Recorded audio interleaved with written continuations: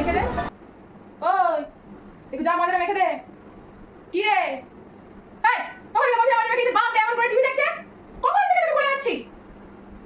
হ্যাঁ এখানে বসে বসে টিভি দিকে তাকিয়ে আছে।